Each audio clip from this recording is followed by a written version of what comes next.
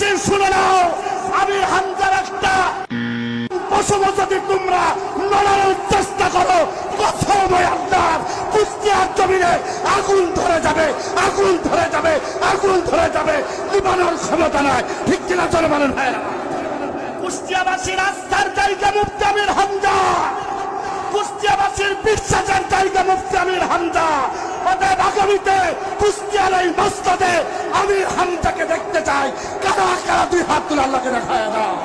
জাতি এখন বুঝে গেছে সময়ের অভাব, সময় যদি আসে একটাকেও বাংলার মসজিদে থাকতে দেবে না, দেবে না, দেবে না, দেবে না। ঠিক কিনা চলে বলেন ভাইরা আমার?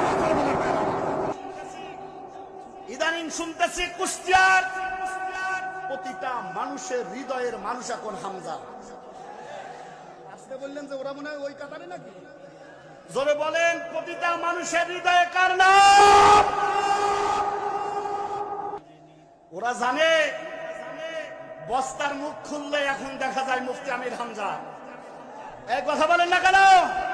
কুষ্টিয়াবাসীর আস্থার জায়গা মুফতি আমির হামজা, কুষ্টিয়াবাসীর বিশ্বাসের জায়গা মুফতি আমির হামজা। অতএব আগামীতে কুষ্টিয়ার এই মসজিদে আমির হামজাকে দেখতে চাই। কারা কারা দুই হাত তুলে আল্লাহকে দেখায় না।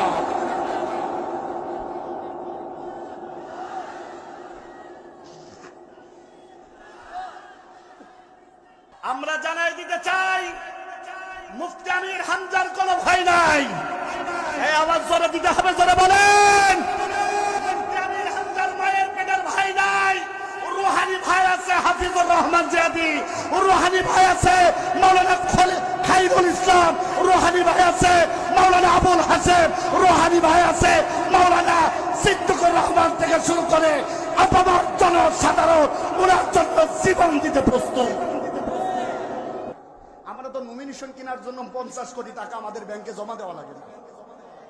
আমাদেরকে ভোট পাওয়ার জন্য, মানুষের ভালোবাসা পাওয়ার জন্য আগে থেকে টেন্ডারবাজি করা লাগে না। আমরা শুধু মানুষগুলোর জন্য চোখ খুলে দোয়া করতে চাই। মানুষগুলো পঙ্গপালের মতো ইমানি তাগিদ দিয়ে, ভালোবাসা দিয়ে আমাদেরকে বুকে জড়াতে পারে। বলেন না কেন ভাই, জোরে বলেন।